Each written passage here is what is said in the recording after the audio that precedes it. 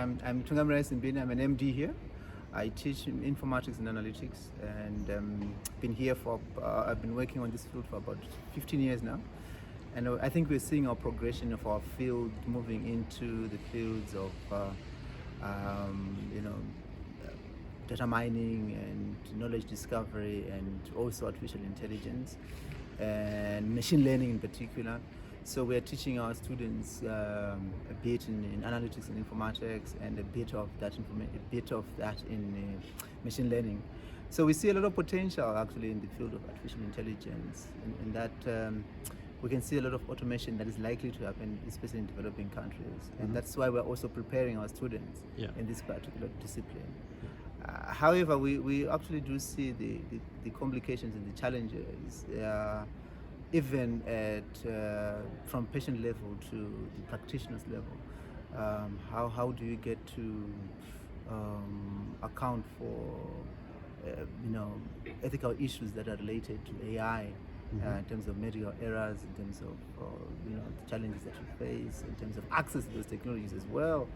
So we're hoping that AI it will become more of a solution to our problems as well. Yeah, so I think we are hoping that AI is going to address the quality of care, in particular because of our shortages in skilled practitioners. So we see it in almost every discipline: decision support in medicine, surgical practice in specialized disciplines, radiology in terms of reading the images. All those things, we see a lot of potential in this particular discipline. So access to such a technology will be quite appropriate. But I think we still do need to make a lot of research in this discipline to see, okay, fine, how does it impact on us? What are the pros? What are the cons of such a discipline? Yes. So yeah, I think this is a welcome research, and we actually hope that it adds on value to our healthcare system. Thank you. Great. And just because we are really interested in critical perspectives, and I'm glad you talked about the challenges of AI.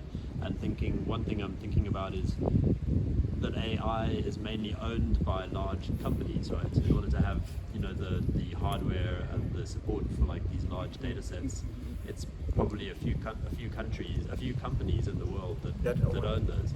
What do you think about that issue? So when we're talking about access, you also appreciate the fact that we don't really have access to most of the technologies in terms of intellectual property, and that would really create a very big divide that we are worried about.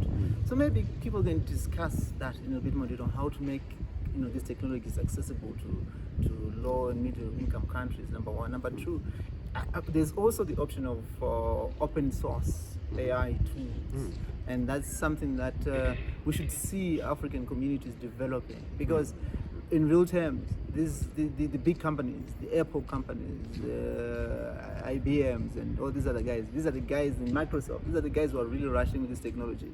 And you will see that they are doing it for profit. So, they will not come to Africa and say, we're giving this for you on a freebie. It's not going to happen like that. So we do need to really look at open source tech options in this particular technology. That's really interesting. Yeah, thank you.